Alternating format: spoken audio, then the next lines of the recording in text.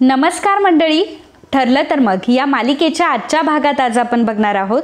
मित्रांनो, आपण बघितलं की केसचा निकाल हा मैपतच्या बाजूने लागला आणि अर्जुनला एक गोष्ट माहीत होती की हे सगळं शक्य झालं ते फक्त आणि फक्त जजमुळे. कारण जज हा मैपतच्या खिशामध्ये आहे ही गोष्ट अर्जुनला समजलेली असते आणि जजमध्ये झालेलं आणि मैपतमध्ये झालेलं बोलणं सुद्धा अर्जुनने ऐकलेलं असतं. त्यामुळे अर्जुन आणि चैतन्य दोघंही मैपतच्या बंगल्यावर पुरावे शोधण्यासाठी जातात आणि त्यावेळी जजमध्ये आणि मैपतमध्ये जे काही बोलणं झालेलं असतं ते बोलणं अर्जुनने रेकॉर्ड करून घेतलेलं असतं. त्यामध्ये मैपत स्पष्टपणे म्हणत असतो की जज साहेब, तुम्ही नसते तर माझं कामच झालं नसतं. आमदार साहेबांचं तुम्ही ऐकलं आणि म्हणून तुम्ही या कामाला तयार झाले. खरंच तुम्ही खूप चांगलं काम केलं. तेव्हा जज साहेब सुद्धा म्हणत असतात की हो, आता आमदार साहेबांनीच मला सांगायला लावलं म्हटल्यावर आता मी काय करणार होतो. हे सगळं बोलणं अर्जुनने रेकॉर्ड करून घेतलेलं असतं आणि अर्जुनच्या हातामध्ये आता मोठा पुरावा असतो आणि सकाळी सकाळी बोर्डकडे गेलेला असतो आणि आता सगळ्या मेंबर्सला तो व्हिडिओ दाखवतो. अर्जुनने बार काउन्सिलची मीटिंग भरवलेली असते आणि तेही अर्जंटली भरवलेली असते. त्यामुळे सर्वजण मेंबर्स तिथे आलेले असतात. त्यावर एक वकील म्हणतात की अर्जुन सुभेदार, तुम्ही बार काउन्सिलची मीटिंग भरवली आहे, परंतु का भरवली आहे अजून आम्हाला सांगितलं नाहीये आणि आपण तसं अजून कोणाची वाट बघतोय. तेव्हा अर्जुन म्हणतो की आपण जज पुरोहित यांची वाट बघतोय. जोपर्यंत ते येणार नाही तोपर्यंत मीटिंगला सुरुवात होणार नाही. त्यावर एक वकील म्हणतात की जज पुरोहित, त्यांचं काय काम आहे इथे. अर्जुन म्हणतो की जेव्हा ते येतील तेव्हा कळेलच आपल्याला. तेवढ्यातच जज पुरोहित तिथे आलेले असतात. सर्वांना ते हाय हॅलो करतात आणि म्हणतात की एवढी इमर्जन्सी मीटिंग का बोलवली आहे. आणि जेव्हा ते अर्जुनला बघतात तेव्हा म्हणतात की अर्जुन सुभेदार, मला असं वाटतंय की आश्रमाबद्दल मी जो काही निर्णय घेतलाय तो तुम्हाला फारसा आवडलेला दिसत नाहीये. त्यावर अर्जुन म्हणतो की अगदी बरोबर बोललात तुम्ही. मला खरंच तुमचा निर्णय पटलेला नाहीये, कारण तो बरोबरच नाहीये ना. पुरोहित म्हणतात की अहो, पण हे तुमचं म्हणणं झालं, हे तुमचं मत आहे. यासाठी बार काउन्सिलला एकत्र करून मीटिंग घेण्यात काहीच अर्थ नाहीये. कारण शेवटी माझा निर्णय कोणीच बदलू शकत नाही. मी जज आहे असं जज पुरोहित म्हणत असतात. परंतु अर्जुनकडे अजून काय शस्त्र आहे हे त्यांना माहीत नसतं. तर इकडे सायली आणि कुसुमताई दोघीही आश्रमात आलेल्या असतात. आश्रमाचा परिसर पुन्हा एकदा स्वतःच्या डोळ्याने पाहून घेत असतात, मनात भरवून घेत असतात. सायलीला फार वाईट वाटत असतं. सायली खूप रडत असते. सगळ्या काही आठवणी ती डोळ्यात साठवण्याचा प्रयत्न करत असते. खरं तर हे शक्य नसतं, परंतु आता सायलीला हे ॲक्सेप्ट करणं असतं की शेवटी आता आश्रम उद्यापासून तिला इथे नाही दिसणार. आश्रम आता पाडला जाईल हे सायलीला माहीत असतं. तर कुसुमताईला सुद्धा फार वाईट वाटत असतं आणि सायलीला ती सावरण्याचा प्रयत्न करत असते. सायलीला ती म्हणत असते की सायली, आता शेवटचा एकदा डोळ्यांमध्ये हा आश्रम भरून घे ग, आणि आता परत आपल्याला हा आश्रम कधीच पाहायला नाही मिळणार. सायली म्हणते की शेवटचा. अगं कुसुमताई, आपण आपल्या घराबद्दल असं बोलू तरी कसं काय शकतो ग. कुसुमताई म्हणते की काय करणार ग, शेवटी आपलं दुर्दैवच म्हणावं लागेल. इतके दिवस आपण या घरामध्ये काढले, इतके दिवस आपण या घरामध्ये राहिलो, कितीतरी हाल अपेष्टा आपण या घरामध्ये सोसल्यात ग. एवढं सगळं घरामध्ये घडलं असेल, परंतु आपल्या कपाळावर कधी एक आठी सुद्धा नाही आली. परंतु आज मात्र सगळ्या गोष्टी संपल्याय ग. आपल्याच डोळ्याने आता आश्रम पाडताना आपल्याला बघावं लागेल. काही दिवसातच इथे काहीच दिसणार नाही. आश्रम अगदी जमीनदोस्त झालेला असेल. तेव्हा आपण हे सगळं बघू शकू का ग. सायली म्हणते की आज जर अर्जुन सर असते तर किती बरं झालं असतं ना. मला खरंच त्यांचा किती आधार वाटतो आणि आजही वाटला असता. जेव्हा सायली अर्जुनचं नाव काढते तेव्हा कुसुमताईला खूप राग येतो आणि मग कुसुमताई सायलीला म्हणते की काय ग, कुठे आहेत ग तुझे अर्जुन सर. सायली म्हणते की अगं, कुठल्या तरी मीटिंगसाठी ते कोर्टात गेलेत. कुसुमताई म्हणते की बघितलंस सायली तू, अगं आज तुझ्या आयुष्यातला एवढा वाईट दिवस आहे. आज तुझ्यावर काय बितते हे फक्त तुला माहिती आहे. आणि कुठे आहे तुझा अर्जुन सुभेदार. बघ ना, म्हणजे त्याच्यासाठी ह्या सगळ्या गोष्टी किती सहज आहे, किती सोप्या आहेत. या सगळ्या गोष्टी विसरून तो त्याच्या कामाला लागला सुद्धा. बघ एकदा तो आश्रम, हा आश्रम म्हणजे त्याच्यासाठी फक्त आणि फक्त एक केस आहे ग. केसच्या पलीकडे जाऊ तो या आश्रमाचा कुठलाही विचार करत नाही. आणि तुझा तर कुठलाही विचार तो करतच नाही, परंतु तू मात्र त्याच्यावर जीव ओवाळून बसलीयस ग. मला माहिती आहे की तुला आता वाटत असेल की तो इथे येईल, परंतु सायली असं काही होणार नाही. मला माहिती आहे तुला वाटत असेल की तुझी अपेक्षा असेल की त्याने इथं यावं, परंतु सायली, मी तुला सांगते की तो इथे येणार नाही. तर मंडळी, मागच्या हप्त्यातील आपली साडीची विनर ठरलेली आहे रेणुका कुलकर्णी आणि त्यांनी त्यांचा आवडता रंग टाकलेला होता बेबी पिंक. त्यामुळे बेबी पिंक कलरची साडी त्यांना लवकरात लवकर दिली जाईल. त्यासाठी खाली एक फॉर्म दिलेला असेल. त्या जर हा व्हिडिओ बघत असेल तर लगेच त्यांनी लवकरात लवकर तो फॉर्म भरावा आणि फॉर्ममध्ये डिटेल फिल करून आम्हाला लवकरात लवकर सबमिट करावा. त्याचप्रमाणे मित्रांनो, पुढच्या हप्त्यात साडी जिंकण्याचा मान आता यावेळी तुम्हालाही भेटलाय. त्यामुळे त्यासाठी तुम्हाला माहीतच आहे काय करायचंय. तुम्हाला आपला व्हिडिओ शेवटपर्यंत बघायचंय, चॅनलला सबस्क्राईब केलेलं असावं, त्यानंतर व्हिडिओला लाईक करायचं आणि कमेंटमध्ये तुमच्या आवडीचा रंग लिहायचा आहे. तर मित्रांनो, वाट कसली बघताय, लगेचच सगळ्या अटी पूर्ण करा आणि साडी जिंकण्याची सुवर्ण संधी हातातून गमावू नका. धन्यवाद. सायली कुसुमताईला म्हणत असते की अगं कुसुमताई, असं नाही होणार ग, अर्जुन सर येतील नक्की. ते मला म्हटले होते की त्यांची महत्वाची केस आहे, कदाचित त्या केसमध्ये अडकले असतील. कुसुमताई म्हणते की त्या अर्जुनचं गुणगान गाणं पहिल्यांदा बंद कर हा. मला त्या अर्जुनचा खूप राग येतोय. या सगळ्या गोष्टींना इतकं सहजपणे कसं काय घेऊ शकतो. आणि मला सांग की तुमच्या दोघांचं कॉन्ट्रॅक्ट मॅरेज झालं. कुठल्या गोष्टीसाठी तुमचं कॉन्ट्रॅक्ट मॅरेज झालेलं होतं. तू त्याच्या सगळ्या अपेक्षा पूर्ण करते, त्यांच्या घरच्यांच्या सगळ्या अपेक्षा पूर्ण करते, एक उत्तम सून म्हणून त्यांच्या घरामध्ये नांदते. आणि तो काय करतोय, तो तुला अशा पद्धतीने तुझं रिटर्न गिफ्ट देतोय. का अर्जुनने तुझ्यासोबत कॉन्ट्रॅक्ट मॅरेज केलं होतं? कारण तो आश्रम वाचवणार होता, मधुभावना वाचवणार होता. आणि काय झालं आज आपल्या डोळ्यांसमोरच आश्रम नाहीसा होणार आहे ना. आणि बघ, तू बस त्याच्यासाठी एवढं सगळं करत. त्याच वेळी मैपत आणि साक्षी यांची गाडी तिथे आलेली असते. मैपत आणि साक्षी दोघंही आता गाडीच्या खाली उतरतात आणि सायली आणि कुसुमताईकडे बघून हसत असतात. त्यानंतर मैपत सायलीजवळ येतो आणि म्हणतो की अरे वा, कोण आलं इथं, मधुकर पाटलांची मुलगी. तर इकडे कोर्टामध्ये पुरोहित जज म्हणत असतात की हे बघा अर्जुन सुभेदार, मी जे कुठले निर्णय घेतो ते अगदी योग्य विचार करूनच घेत असतो आणि मला जज बनवलंय याचा अर्थ माझ्यात ती क्षमता आहे, म्हणूनच मी हे सगळं करतो. अर्जुन म्हणतो की अच्छा, मग मला एक गोष्ट सांगा की तुम्ही जो हा निर्णय घेतला तो निर्णय कुठल्या अनुषंगाने घेतला ते एकदा बार काउन्सिलला सांगा. पुरोहित म्हणतात की अहो, ती गोष्ट तर मी कोर्टात ऑलरेडी सांगितली आहे. त्या जागेवर तसंही रेस्टॉरंट उभं राहणार आहे, तिथे टुरिझम वाढेल. एवढंच काय तर आपल्या सरकारला त्या गोष्टीचा फायदाच होणार आहे. मग अर्जुन म्हणतो की तुमच्यासारख्या माणसाने घेतलेल्या निर्णयामुळे सरकारचा कधी फायदा होत नाही. अर्जुन त्यांना म्हणतो तुमच्यासारख्याने घेतलेल्या निर्णयामुळे सरकारचा फायदा होत नाही, तर फायदा होतो तो फक्त तुमचा. त्यावर पुरोहित म्हणतात की वाटेल ते बोलू नका सुभेदार, आणि मला माहिती आहे की तुमचं त्या आश्रमाशी नातं जोडलं गेलंय. अहो अर्जुन सुभेदार, आता तरी मूव व्हा आणि बाकीच्यांनाही मूव होऊ द्या आणि त्या मैपत शिकरेंना त्यांचं जे काम करायचंय ते करू द्यात, असं पुरोहित वकील म्हणत असतात. अर्जुन पुरोहितांना म्हणतो की तुम्हाला मैपत शिकरेची जरा जास्तच काळजी वाटते, जुनी मैत्री आहे वाटतं तुमची. पुरोहित म्हणतात की त्यासाठी जुनी मैत्री कशाला हवी, आणि पहिली गोष्ट म्हणजे त्या शिकरेंच्या चेहऱ्याकडे बघून कळतं की ते किती इनोसंट आहे आणि किती प्रामाणिक आहेत. आणि त्यांच्या जागेवरचा स्टे उठवून खऱ्या अर्थाने मी कायद्याची सेवा तर केली आहे. अर्जुन म्हणतो की अच्छा, कायद्याची सेवा केली तुम्ही, कशी करता हो तुम्ही कायद्याची सेवा? कायद्याची सेवा तुम्ही कायदा गुंडाळून करता का? हे ऐकल्यावर पुरोहित चिडतात आणि म्हणतात की बस झालं अर्जुन सुभेदार, तुम्ही एक गोष्ट कधी विसरू नका की तुम्ही एका सिनियर जजशी बोलताय. अर्जुन म्हणतो की मी अजिबात विसरलेलो नाहीये की अनफॉर्च्युनेटली मी एका सिनियर जज सोबत बोलतोय. आणि मग बार काउन्सिलला तो सांगतो की ऍक्च्युली सर, मला तुम्हाला एक व्हिडिओ दाखवायचा आहे. त्या व्हिडिओमध्ये तुम्हाला जज पुरोहित यांचा खरा चेहरा दिसेल. तुम्ही मला प्लीज त्यासाठी परमिशन द्या. तर बार काउन्सिल आता अर्जुनला त्या गोष्टीसाठी संमती देतं. आता त्या व्हिडिओमध्ये स्पष्टपणे ही गोष्ट दिसत असते की कशा प्रकारे मैपत जजला म्हणत असतो की अहो घ्या हो थोडीशी दारू. तेव्हा जज मैपतला म्हणत असतो की अहो मैपत, माझी काय एवढी कॅपॅसिटी नाहीये घेण्याची. तेव्हा मैपत म्हणत असतो की अहो माणूस जेवढा मोठा तेवढीच त्याची कॅपॅसिटी सुद्धा मोठी असते, घ्या, तुम्ही अजिबात घाबरू नका. पुरोहित मैपतला तेव्हा म्हणत असतात की अहो मैपतराव, तुमच्या जागेवरचा स्टे उठवणं म्हणजे अशक्य काम होतं. ते आफ्टर ऑल ती मर्डर साईट आहे, परंतु तुम्ही थेट आमदार साहेबांचा वशिला लावला, त्यामुळे काय म्हणणार? मला आमदार साहेबांनी कॉल केला म्हणून तर मला तुमच्या फायद्याचा निर्णय द्यावा लागला. मग अर्जुन आता बार काउन्सिलला सांगतो की हे आहे या सिनियर पुरोहित जज यांचं सत्य.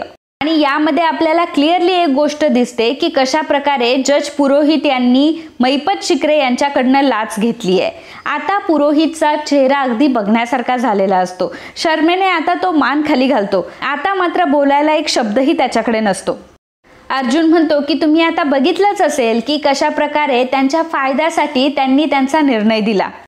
इकडे साक्षी ही सायली आणि कुसुमताईला म्हणत असते की बिचाऱ्या बिचाऱ्या बिचाऱ्या, आता तसंही या जमिनीचा त्यांच्याशी काही एक संबंध नाहीये.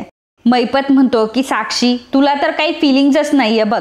अगं असं काय बोलतीयस, त्यांना वाईट वाटत असेल ना ग, त्यांचा आश्रम पाडला जातोय आता. उलट मी काय म्हणतो माहितीये का, आपलं जेव्हा इथे हॉटेल उभं राहील ना मोठं, तेव्हा तू त्यांना स्पेशली आमंत्रण देशील की नाही आमंत्रण. साक्षी म्हणते की अहो अण्णा, तुम्ही कसलं आमंत्रणाचं घेऊन बसलाय बरं.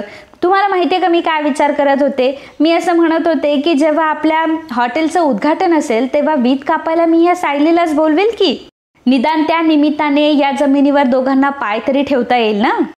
सायली त्यांना म्हणते की तुम्हाला लाज नाही वाटत का या जमिनीवर तुम्हाला पाय ठेवायला, एखाद्याच्या दुःखामध्ये आनंद मानणारे तुम्ही माणसं आहात. मैपत सायलीला म्हणत असतो की सांगा कोणामुळे हे सगळं झालं. नाही मला सांगा हे कोणामुळे झालं, तुमच्यामुळेच झालं ना. आधी मी तुम्हाला सांगत होतो की बाजारभावाप्रमाणे मी तुमच्या जमिनीला भाव देतो, याप्रमाणे पैसे घ्या आणि मोकळे व्हा, सांगत होतो तुम्हाला चांगलं. पण हे सगळं तुमच्या हट्टामुळे झालंय, कारण तुम्हीच हे सगळ्या गोष्टी बोलत होता ना. आता बघा सगळं काही अलबेल झालं असतं, परंतु झालं कोणाच्या हट्टामुळे, तुमच्यामुळे. मग आता भोगा या सगळ्या गोष्टी. सायली मैपतला म्हणत असते की याचा अर्थ आम्ही तुम्हाला घर दिलं नाही, म्हणूनच तुम्ही मधुभाऊंवर खुनाचा खोटा आरोप करून त्यांना अडकवलं या सगळ्यामध्ये. आणि आता काय तुम्ही आमचं घर तोडायला आलाय. अरे तुम्हाला लाज तरी कशी वाटत नाही. या सगळ्या गोष्टीची पापं कुठं फेडणार आहात तुम्ही. मैपत सायलीला म्हणतो की अहो तुम्ही कशाला आम्हाला त्या खोट्या खुनाच्या आरोपाखाली अडकवताय. आता कशाला एवढी काळजी करताय. झालंय आता कोर्टाचा निर्णय, कोर्टाने दिलाय आमच्या नावावर सगळं काही करून. कोर्टाने बरोबर केलंय, जो काही निर्णय कोर्टाला घ्यायचा होता तो घेतलाय. आणि आम्ही किती निर्दोष आहोत हे तुम्ही कोर्टामध्ये बघितलंच आहे. त्यामुळे हे बघा आम्ही तुम्हाला विनंती करतो की आम्हाला आमचं काम करू द्या. वाटलं तर तुमच्या पाया पडतो, परंतु आम्हाला आमचं काम चालू करून द्या. कुसुमताईला तो म्हणतो की ताई तुम्ही समजावा बरं हिला. मग कुसुमताई मैपतला म्हणते की काय रे ताई कोणाला म्हणतोस रे. अगदी त्या ताई म्हणण्यापुरतं नातं सुद्धा मला तुझ्यासोबत ठेवायचं नाहीये. मैपत म्हणतो की बरं ताई नाही तर मॅडम. मॅडम अहो बाजूला व्हा तुम्ही. तर आता बार काउन्सिल अर्जुनला म्हणत असतो की अर्जुन सुभेदार अहो हे सगळं काय आहे, आमचा तर विश्वासच बसत नाहीये या सगळ्या गोष्टीवर. अर्जुन म्हणतो की सर हे सगळ्या गोष्टी खऱ्या आहेत, तुम्ही एकदा चेक करून बघू शकता आणि हा व्हिडिओ सुद्धा खरा आहे. आणि माझी तर खात्री पटली आता की पुरोहित साहेबांनी फक्त ही गोष्ट एकाच केसच्या बाबतीत केली नसेल. यांची सो कॉल कायद्याची सेवा तर बऱ्याच वर्षापासून चालू असणार असं दिसतंय. बार काउन्सिल आता खूप चिडलेलं असतं आणि मग ते पुरोहितांना म्हणत असतं की पुरोहित हे सगळं करायची तुम्हाला काय गरज होती. अहो पुरोहित आपल्या एवढ्या पवित्र गोष्टीला तुम्ही एवढं घाणेरडं करून ठेवलं. अहो लोकांना न्याय द्यायचा असतो आपल्याला. एक नासका आंबा जसा सगळ्या आंब्यांना खराब करतो ना, तसं तुमच्यासारखी माणसं आमच्यासारख्या वकिलांवर लाज आणतात. तुमच्यामुळे ह्या सगळ्या गोष्टी आमच्यासोबत होतात आणि आम्हाला सुद्धा वाईट संबोधलं जातं. अर्जुन म्हणतो की पुरोहित मैपत शिकरे यांचं समर्थन करताना ही गोष्ट विसरले की तिथे एक खून झाला होता. आणि एवढंच नाही तर मैपत शिकरे यांची मुलगी साक्षी शिकरे या सगळ्या केसमध्ये सस्पेक्ट आहेत आणि तिचा या केसशी संबंध आहे. मग मला सांगा की तो आश्रम पाडून कसा काय चालणार होता. मैपत शिकरेंची एक गोष्ट क्लिअर होती की त्यांना काही करून तो आश्रम पाडायचा होता. त्या जर आश्रम पाडला गेला असता तर तिथे कुठलेही पुरावे शिल्लक नसते आणि मग मैपत शिकरेंसाठी ही चांगलीच गोष्ट होती आणि त्यांच्या मुलीला वाचवण्यासाठी त्यांना आश्रम पाडणं गरजेचं होतं. त्यांना आश्रमाच्या जागी एक रेस्टॉरंट उभं करायचं होतं आणि मी तुम्हाला सांगू इच्छितो की विलासचा खून सुद्धा त्या रेस्टॉरंटसाठीच झाला होता. बार काउन्सिल आता पुरोहितांना विचारत असतं की तुम्हाला हे सगळं मान्य आहे. त्यावर पुरोहित मात्र ततपप करू लागतात. त्यात बार काउन्सिलचा एक मेंबर म्हणतो की अहो आता हे काय बोलणार आहे आणि यांना आपण का म्हणून बोलून द्यायचं. आता सगळं काही आपल्या हातात आहे, पुरावेच आपल्या हाती लागलेत. अर्जुन म्हणतो की तुम्हाला जे काही वाटतं त्याप्रमाणे तुम्ही निर्णय घ्या. बार काउन्सिल अर्जुनला सांगतात की अर्जुन सुभेदार आणि पुरोहित तुम्ही जरा वेळ बाहेर थांबा, निकाल तुम्हाला थोड्या वेळातच दिला जाईल. त्यानंतर अर्जुन आणि पुरोहित दोघंही बाहेर जातात आणि बार काउन्सिल आता चर्चा करून एक निर्णय घेणार असतात. तर इकडे मैपत जेव्हा सायली आणि कुसुमताई समोर उभा असतो तेव्हा मैपतचा एक माणूस भल्ला मोठा बॉक्स घेऊन येतो आणि मैपतला तो विचारतो की हा बॉक्स कुठे ठेवू. तेव्हा मैपत म्हणतो की अरे ठेव कुठं पण, आता तू काही काळजीच करू नको, सगळी जागा आपली आहे. जिथे तू पाय ठेवशील तिथली जागा आपली आहे, त्यामुळे काळजी करण्याचं काही कामच नाही. तुला जिथे वाटेल तिथे तो बॉक्स ठेव. एवढंच काय की जिथपर्यंत तुझी नजर जाईल ना तिथपर्यंत जागा आपलीच आहे, आता काही घाबरायचंच नाही, असं तो सायलीकडे बघून सांगत असतो. मैपत जेव्हा असं बोलतो तेव्हा साक्षी हसत असते आणि मग त्यावेळी मैपत आता नाचायला सुरुवात करतो. एकदम विचित्र पद्धतीने सायली आणि कुसुमताई समोर तो नाचत असतो आणि मग नाचत नाचतच आता तो आश्रमाकडे गेलेला असतो. साक्षी हे सर्व बघत असते. अण्णांना किती आनंद झालाय हे बघून तिलाही हसायला येत असतं. साक्षी आता मुद्दामच सायलीकडे बघत असते आणि तिला दाखवत असते की बघ शेवटी मला जे हवं होतं ते मी केलंच. काय झालं तुमच्याच्याने, तुम्ही एवढे आदबले तरी सुद्धा निकाल मात्र आमच्या बाजूनेच लागला. मैपत नाचत नाचत आश्रमाकडे जातो आणि दारावर जी स्टे ऑर्डर चिपकवलेली असते ती नोटीस काढून आणतो आणि पुन्हा नाचत नाचत तिथे येतो. साक्षी सुद्धा आता मैपतच्या शेजारी उभी राहते. सायली आणि कुसुमताई त्यांच्या डोळ्याने हा सर्व प्रकार बघत असतात. त्यांना मात्र खूप मोठा धक्का बसलेला असतो. साक्षी आणि मैपत दोघंही तिच्या समोर नाचत काय असतात आणि सायलीला मुद्दामच आता चिडवत काय असतात. सायलीला मात्र फार वाईट वाटत असतं आणि मग त्यावेळी तिला अर्जुनची आठवण होत असते. अर्जुन तिला म्हटलेला असतो की मिसेस सायली तुम्ही काळजी करू नका, मी आहे ना, मी सोबत असताना तुम्ही काळजी कशाला करताय, मी तुम्हाला प्रॉमिस करतो की मी तुमचा आश्रम तुम्हाला परत मिळवून देईल आणि वात्सल्य आश्रमाला कोणी धक्का सुद्धा लावणार नाही. आणि जेव्हा कोर्टामध्ये सायली पॅनिक झाली होती तेव्हा सुद्धा अर्जुन सायलीला विश्वासात घेऊन हेच म्हटला होता की मिसेस सायली तुम्ही काळजी करू नका, तुमचा विश्वास आहे ना माझ्यावर.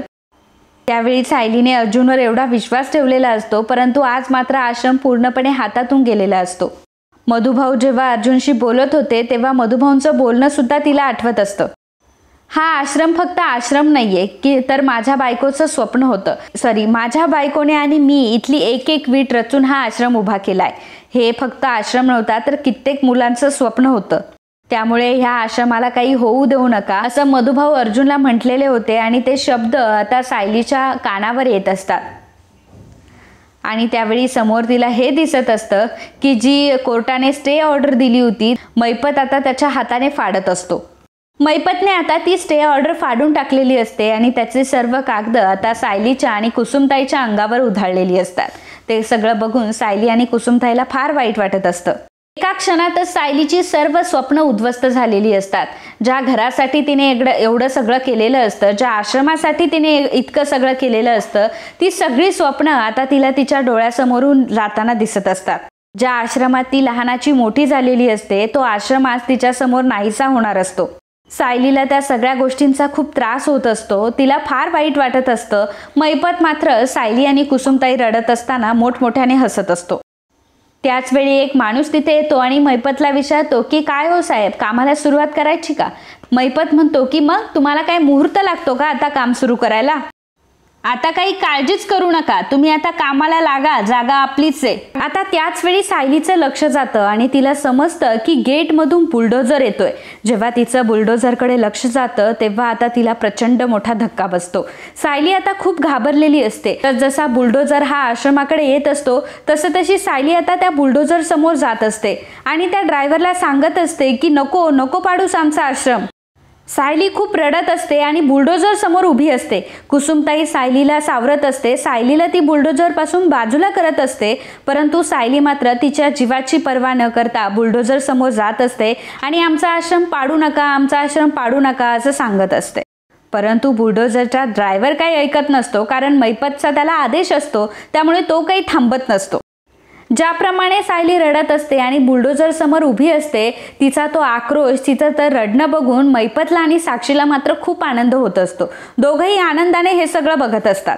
सायली एवढ्या गयावया करत असते, परंतु कोणाला सायलीची दया आलेली नसते. बुलडोझर आता आश्रमात शिरलेला असतो. कुसुमताईने सायलीला घट्ट पकडलेलं असतं, कारण सायली सारखीच त्या बुलडोझरच्या पुढे पळत असते आणि बुलडोझरच्या समोर येत असते. सायलीला काही दुखापत होऊ नये त्यामुळे कुसुमताईने आता सायलीला घट्ट पकडलेलं असतं. तरी सुद्धा सायली खूप रडत असते आणि आश्रम पाडू नका, आश्रम पाडू नका असं मोठमोठ्याने ओरडत असते. मैपत आता सायलीजवळ येतो. सायली मैपतला विनवणी करत असते, विनंती करत असते की पाया पडते तुमच्या, परंतु आमचं घर नका पाडू. सायलीला फार वाईट वाटत असतं. तर इकडे कोर्टामध्ये आता पुरोहित आणि अर्जुन या दोघांनाही बाहेर काढून दिलेलं असतं आणि बार काउन्सिल आता डिस्कस करून निकाल देणार असतं. त्यावेळी चैतन्य अर्जुनला विचारत असतो की अर्जुन तुला काय वाटतं, हा निकाल आपल्या बाजूने लागेल का. अर्जुन म्हणतो की चैतन्य, अरे तू काळजीच करू नको, आता आपण पुरावाच तसा मिळवलाय ना. एक गोष्ट लक्षात ठेव, ज्यांची बाजू खरी असते ना त्यांना न्याय मिळवण्यासाठी थोडा वेळ लागतो, परंतु शेवटी मात्र त्यांना न्याय हा मिळतोच. आता पुरोहित सुद्धा तिथेच उभा असतो आणि मग तो अर्जुनकडे येतो आणि पुरोहित अर्जुनला म्हणतो की मिस्टर सुभेदार, तुम्ही जे केलंय ते चांगलं केलं नाहीये, एवढं लक्षात ठेवा. हा व्हिडिओ फेक आहे आणि बार काउन्सिलला ते कळणारच आहे. त्याचवेळी तिथे शिपाई येतो आणि अर्जुनला आणि पुरोहित यांना सांगतो की साहेब तुम्हाला आतमध्ये बोलवलंय.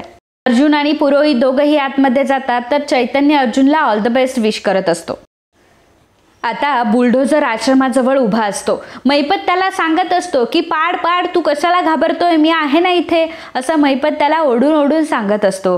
मैपतचा आदेश पाळून आता ड्रायव्हरने आश्रम पाडायला सुरुवात केलेली असते आणि आश्रम आता हळूहळू हळूहळू सायलीच्या डोळ्यासमोर नष्ट होत असतो. आश्रमाची जी कौलं असतात ती कौलं पहिल्यांदा पाडण्यात येत असतात. आश्रमाचं छत पाडलं जात असतं. ते बघताना सायलीच्या डोळ्यातनं पाणी येत असतं. सायली मात्र पूर्णपणे शॉक झालेली असते. सायलीचा आश्रम लहानपणापासून जी जिथे वाढली आहे तो आश्रम तिच्या डोळ्यासमोर नष्ट होत असतो, ही गोष्ट ती पचवू शकत नसते. मधुभाऊंचं बोलणं तिला आठवत असतं, जर आश्रमच तिथे राहिला नाही तर मला जगून तरी काय उपयोग, आश्रम जर मला बघायला मिळणार नसेल तर मी मात्र मेलेलंच बरं. मधुभाऊंचं बोलणं आठवत असतं. सायलीला ते म्हणत असतात की आता सगळं माझं आयुष्यच संपलंय ग. ज्या आश्रमासाठी मी आयुष्यभर खस्ता खाल्ल्या, परंतु तो आश्रम आता धुळीस मिळणार, तो आश्रम जमीनदोस्त होणार, ही गोष्ट मी पचवू शकत नाही. सायलीला त्या सगळ्या गोष्टी आठवत असतात. जेव्हा मधुभाऊंना कळेल की आश्रम आता इथे राहिलाच नाहीये आणि मधुभाऊ जेव्हा बघतील की हा आश्रम आता जमीनदोस्त झालाय, हे सर्व बघून मधुभाऊंना किती वाईट वाटेल, मधुभाऊंच्या पायाखालची जमीनच सरकेल. या सगळ्या गोष्टींचा सायली विचार करत असते आणि त्यावेळी भूतकाळात घडलेली एक गोष्ट तिला आठवत असते की ज्यावेळी मधुभाऊ हतबल झाले होते त्यावेळी सायलीने मधुभाऊंना सांगितलं होतं, मधुभाऊ आपण सगळेच एकमेकांचे आधार आहोत ना, म्हणून तर मी प्रत्येक संकटाला सामोरं जाऊ शकते. उलट आपण देवाकडे अशी प्रार्थना करूयात की आम्हाला कायम सोबत एकत्र ठेव. मधुभाऊंसोबत घालवलेले क्षण तिला आठवत असतात. ज्यावेळी अर्जुन सोबत आरतीला देवीची पूजा करण्याचा आणि आरतीचा मान मिळालेला असतो त्यावेळी मधुभाऊ किती खुश झाले होते आणि सारखे म्हणत होते की माझ्या सायलीला देवीच्या आरतीचा मान मिळालाय.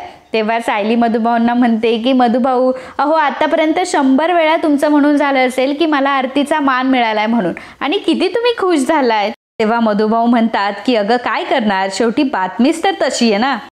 त्यावेळी तिला आठवत असतं की जेव्हा आश्रमामध्ये ती सर्वांसाठी जेवण बनवायची आणि कधी कधी तिला जेवण राहायचं नाही, मधुभाऊंना सांगायची की मधुभाऊ माझं जेवण झालंय, माझं पोट भरलंय, परंतु मधुभाऊंना माहीत असायचं की सायली जेवलेली नाहीये म्हणून. मग मधुभाऊ सायलीला घास भरवायचे आणि म्हणायचे की तू जेवली असशील, परंतु माझा चिवकावचा एक घास तरी खा. मग सायली मधुभाऊंच्या हातून एक जेवणाचा घास घ्यायची. मग सर्वांना समजायचं की सायली तर अजून जेवली नाहीये. मग सर्वजण एक एक करून सायलीला एक एक त्यांच्या ताटातले घास भरवायचे आणि त्या सगळ्यांच्या ताटातलं जेवून सायलीचं पोटही भरायचं. जेव्हा मधुभाऊ आणि सायली दोघंही पायऱ्यांवर बसलेले असतात तेव्हा सायली मधुभाऊंना म्हणते की जेव्हापासून मी या आश्रमात आले तेव्हापासून तुम्ही सगळं माझं खूप प्रेमाने केलं मधुभाऊ. आपल्यावर एवढी संकट येत असताना इतकं प्रेम करणं तुम्हाला कसं काय जमतं. तेव्हा मधुभाऊ सायलीला म्हटले होते की मनामध्ये जर आपल्या माणसांबद्दल प्रेम असलं ना सायली, तर सगळ्या गोष्टी होतात. सायली समोर आता आश्रम नष्ट होताना ती बघत असते. आता घराची कौलं तर पाडली जात असतात, आता आश्रमाच्या भिंतींना सुद्धा बुलडोझरने हात घातलेला असतो. हळूहळू बुलडोझरच्या भिंती सुद्धा आता ड्रायव्हरने पाडायला सुरुवात केलेल्या असतात. जसजशा आश्रमाची एक एक भिंत पडत असते, आश्रमाची एक एक वीट कोसळत असते, त्याप्रमाणे सायली सुद्धा कोसळून जात असते आणि सायली आता हे सर्व प्रकार बघून कोसळूनच खाली पडते आणि तिच्या डोळ्यांनी हे सगळं बघत असते. तिला फार वाईट वाटत असतं. सायलीची ती अवस्था बघून मैपत आणि साक्षी मात्र तिच्यावर हसत असतात. सायली खाली बसलेली असते, रडत असते. कुसुमताई आता सायलीजवळ बसते. कुसुमताई सायलीला समजावत असते, परंतु सायली अगदी समजण्याच्या पलीकडे गेलेली असते. एवढंच काय तर सायली मैपतच्या पाया देखील पडत असते, त्याला हात जोडत असते आणि म्हणत असते की प्लीज असं करू नका, आमचा आश्रम पाडू नका. परंतु मैपत मात्र काहीही ऐकत नसतो. मैपत आणि साक्षी मात्र सायलीची ती अवस्था बघून हसत असतात. सायलीच्या समोरच आश्रम नष्ट होत असतो. ते बघून सायलीला फार वाईट वाटत असतं. तर मित्रांनो, आजचा हा भाग इथेच संपतो. पुढील भागात आपल्याला बघायला मिळणार आहे मैपतने पेढे बोलावलेले असतात आणि मुद्दामच आता तो सायलीला आणि कुसुमताईला चिडवत असतो. पेढे सायलीला देत असतो आणि म्हणत असतो की अहो घ्या घ्या घ्या, अहो पेढे खा, तुमचा आश्रमात जमीनदोस्त होतोय आणि असं रडत बसू नका, किती आनंदाची गोष्ट आहे बरं, घ्या पेढे घ्या, असं सायलीला तो म्हणत असतो. तेव्हा सायलीला त्यावेळी फार वाईट वाटत असतं. त्याच वेळी अर्जुन तिथे येतो आणि तो पेढ्यांचा बॉक्स आता तो भिरकावतो. हवेत त्याने पेढ्यांचा बॉक्स भिरकावलेला असतो. सगळे पेढे आता खाली पडलेले असतात आणि थांबा असं म्हणून अर्जुन ओरडतो. जे कामगार आश्रम तोडण्यासाठी आलेले असतात ते आता जागेवरच थांबून घेतात. मैपत अर्जुनला म्हणतो की तू माझं काम का थांबवलंय, तुझा या कामाशी काही संबंध नाहीये, ही जागा माझी आहे. मग तेव्हा अर्जुन मैपतला म्हणतो की कोर्टाची नोटीस आहे माझ्याकडे, कोर्टाची ऑर्डर आहे माझ्याकडे, आता माझ्याकडे आश्रमाची स्टे ऑर्डर आहे, आता तू या आश्रमाला धक्का काय बोट सुद्धा लावू शकत नाही. मैपत शिकरे, आता तुझा खेळ संपलाय, असं अर्जुनने आता मैपतला ठामपणे सांगितलेलं असतं. ऑर्डरची नोटीस बघून मैपतला तर प्रचंड मोठा धक्का बसलेला असतो. आता मैपतने त्याच्या हाताने स्टे ऑर्डर फाडलेली असते आणि अर्जुन आता कोर्टाची दुसरी स्टे ऑर्डर मैपतच्या हातामध्ये देतो. त्यामुळे मैपतचे सगळे स्वप्न आता धुळीस मिळालेले असतात. जो आश्रम जमीनदोस्त करण्याचा तो विचार करत असतो तो स्वतःच आता जमीनदोस्त झालेला असतो. तर सायलीला खूप आनंद झालेला असतो. शेवटी अर्जुन शब्दाला जागलेला असतो. अर्जुनने तिला जे प्रॉमिस केलेलं असतं ते अर्जुनने प्रॉमिस पूर्ण केलेलं असतं. अर्जुनने तिला ठामपणे सांगितलेलं असतं की तुझा आश्रम मी मिळवून देणार. त्याप्रमाणे सायलीचा आश्रम अर्जुनने मिळवून दिलेला असतो. स्टे ऑर्डर आणून अर्जुनने पुन्हा तो आश्रम वाचवलेला असतो. सायलीला खूप आनंद होतो आणि मग आनंदाच्या भरात सायली अर्जुनला मिठीच मारते. तर अर्जुन सुद्धा सायलीला जवळ घेतो आणि हे सर्व कुसुमताई बघते आणि कुसुमताईला सुद्धा खूप बरं वाटतं की खरंच अर्जुनने आश्रम वाचवला म्हणून. आधी ती अर्जुनला खूप वाईट बोललेली असते, परंतु आता तिला पटतं की नाही, अर्जुन सायलीच्या बाजूने उभा आहे आणि सायलीसाठी खरंच तो सगळं काही करतो. सो फ्रेंड, तुम्हाला या व्हिडिओबद्दल काय वाटलं, तुमचं मत आम्हाला नक्कीच कळवा. And if you like my video please do subscribe, share and comment. Thank you.